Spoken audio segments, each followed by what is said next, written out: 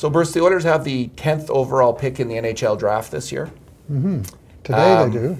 Today they do. And Peter Shirley was talking earlier about trading that pick at the end of the season when there was pressure on him to act like he was going to do something.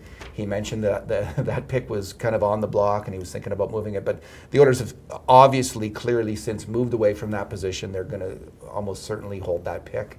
And it turns out, Bruce, it looks like, at least maybe looking at through my Oilers fans tinted glasses that I wear a lot of the time, it looks like there's about 10 or 11 prospects at the top end of the draft. Now there's I think about 4 or 5 at the very top end, and then there's this group of 6 guys, 6 players, and 3 of them in this group are right shot defensemen: Noah Dobson, Adam Bokvist, and Evan Bouchard of the London Knights. And so it looks like one of those right shot demon could fall to the Oilers. What are you hoping happens with that 10th overall pick?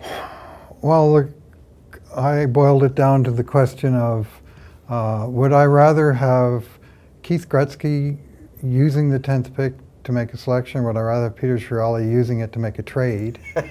And the answer to that came back very rapidly, that I really like Keith Gretzky's drafting record.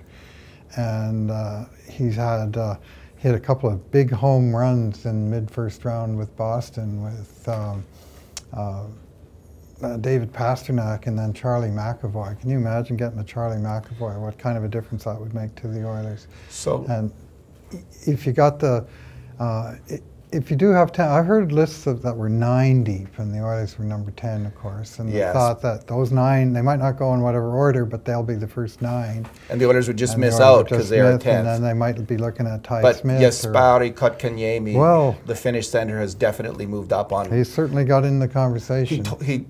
Because he's a center, I think and this is. I just don't think this is hoopla. I think this is going to happen. So you're not keen about Shirley listening to the Oilers' old boys and maybe trading the 10th for Mark Pysyk or something like that? Yeah, not straight up for a player. I think it would make almost more sense to be a package where you're going after something big. Yes.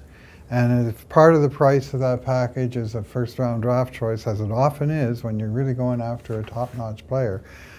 But we're at the point where the next big trade Peter Chiarelli makes, he needs to get it right.